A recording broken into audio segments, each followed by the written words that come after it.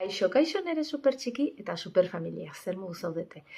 Mugekin jarraituko dugu eta 3 printzipio emango dizkizut, muga hauek errespetoz jartzen laguntzeko. Lehenengoa, haurrarekin konexioa lortu behar dugu, bai? Ez denbora guztian zuzentzen egon, bai?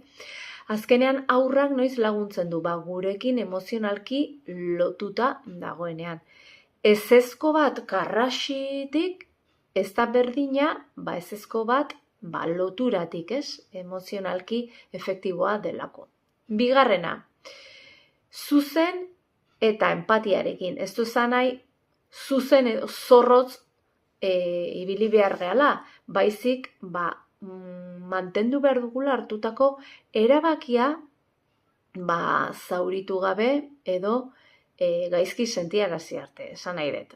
Esan dezakegu, badakit jolasten jarraitu nahi duzula, baina falordua da, gero jarrai dezakegu, bai? 3. puntua, goazen aurreratzea eta aurre ikustea, bai?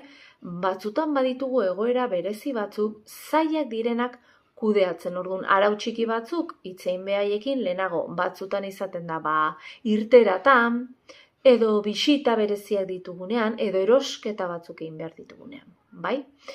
Bueno, espero dut 3 printzipio hauen laguntzea eta esaidazu zein dan gehien gustatu zaizuna. Venga!